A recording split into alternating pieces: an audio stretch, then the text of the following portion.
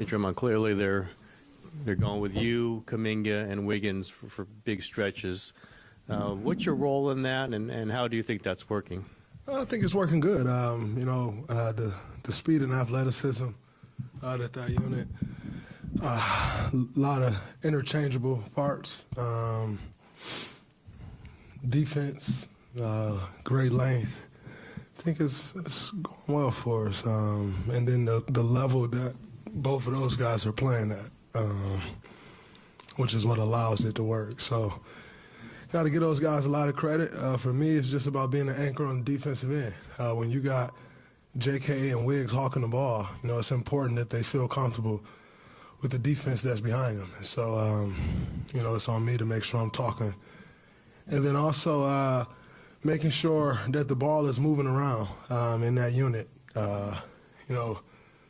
At times, we sometimes get a bit stagnant, and so just making sure everybody's getting involved on the offensive end and taking advantage of the weapons that we have out there.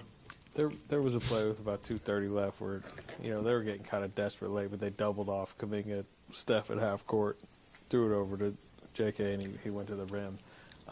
What has he given you in that aspect? Is just downhill, attacking creases, and making it so it will be more difficult for teams to do stuff like that?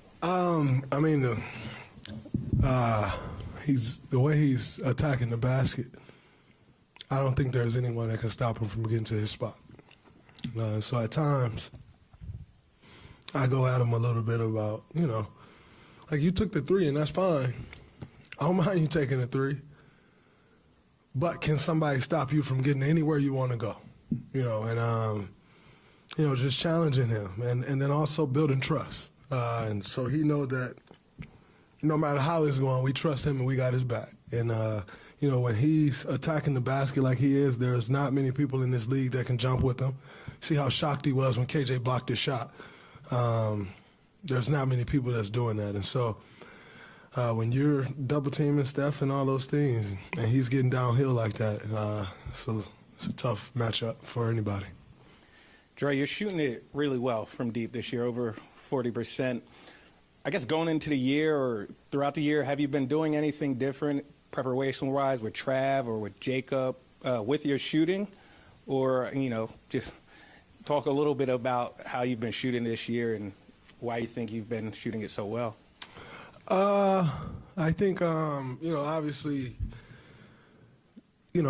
every summer I work, so I'm not going to sit here and say, oh, man, I worked this summer. Like, we work every summer. I don't think there's many people that work harder than me and Travis works. But I think, it started with building the confidence and then just trusting it. Catching the ball in rhythm and shooting it. For so many years I stopped shooting in rhythm, and then, you catch it, you wait, you look, and then all of a sudden you shoot.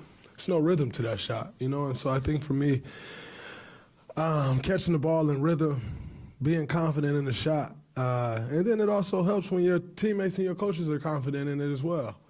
And, for me, that was huge.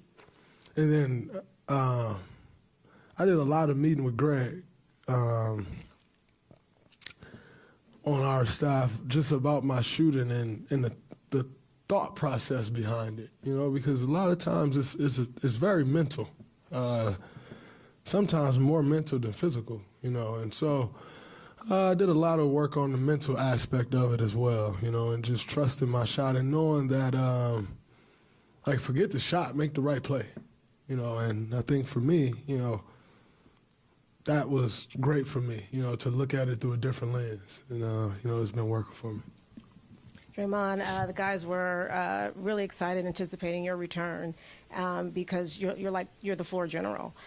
So in your mind, and I know you can't fix things overnight, what do you see that's improved since you've been back, and what still needs work moving forward? I think we can be better turning the ball over. I thought we had some careless turnovers tonight, especially early on in the game. Being more consistent on the defensive end, I think we're starting to fly around on that side of the ball. But being more consistent, rebounding the ball better. We got off to a terrible start rebounding. I'm not sure what was the final. Dang, we actually ended up out rebounding them, but I think they had 7 offensive rebounds in the first 6 minutes of the game. And so cleaning that up And then making sure that we're organized on the offensive end.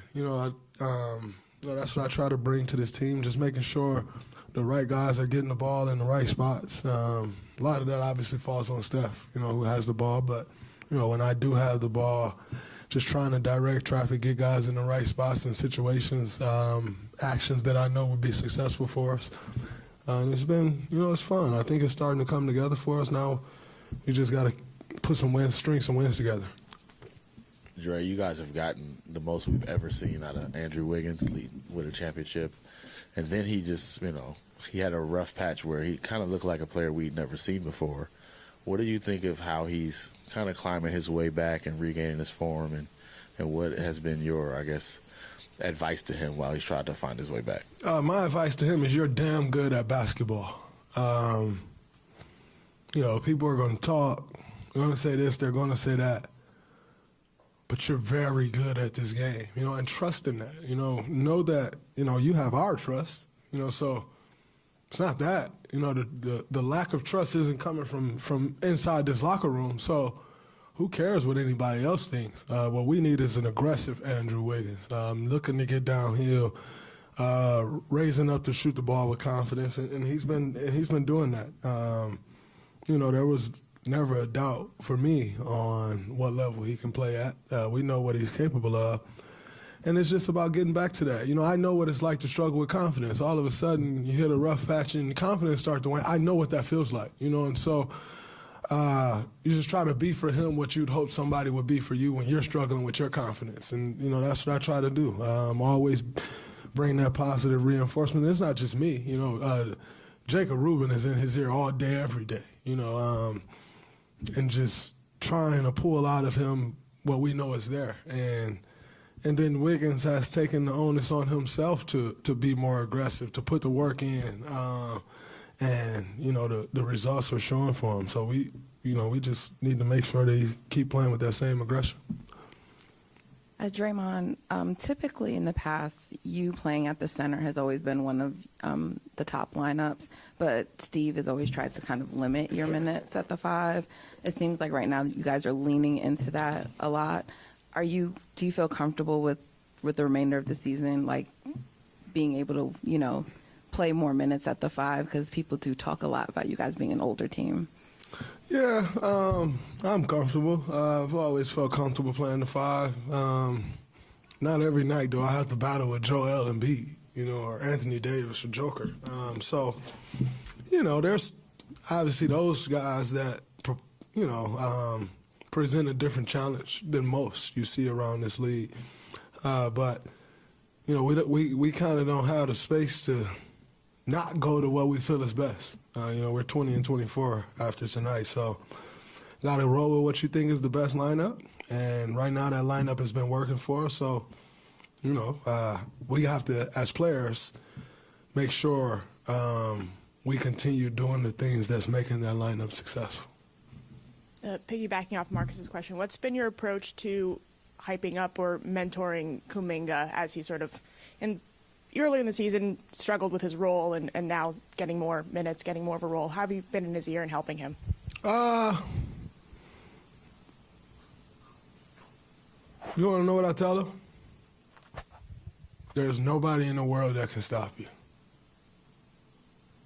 And then he believe it. And he go and show that there's no one in the world that can stop him. I think trying to, show him different things when the opportunity presents itself, but yet also not over-talking to him, not making him think about everything. All players don't need to think about everything. That's not everyone's role to think about everything. I think for me, I try to show him different things that I know or that I pick up on that he can possibly pick up on and that'll make a difference for him. But I'm not going to sit here and act like, man, JK's playing great. It's all on me. Like, he put the work in. And he's that talented. He's that good. And so, as one of the leaders on this team, you just want to continue to breathe life into him. Continue to make sure that he he has the utmost trust from us. And, one thing we talked about is like, to your point of us getting older, we had older guys ride our legs for years you know? And because we were younger, you were able to handle that. So now it's his turn. And he's going to carry us some now. And I think that's the maturation process, right? Like, that's why you draft a young guy like that with the 7th pick, because the roles will reverse, and you're starting to see that. You know, he's starting to carry us more than we're carrying him. And that's what you hope to see. You know, Dave at least set me up for success. And then I was able to carry him some like he carried me early in my career. That's the maturation process, and that's what you hope to see. And he's handling it with grace and very well. Draymond, following up on you being the floor general and running the 5, tonight you had the monster Joel Embiid, home to 5 for 18 shooting from the field and also 8 turnovers. What was the defensive strategy against him tonight, and how satisfied are you with it? You know, just try to make it tough on him. With any guy like Joel Embiid, you just want to try to make his catches tough. You want to try to make the shots that he's getting tough.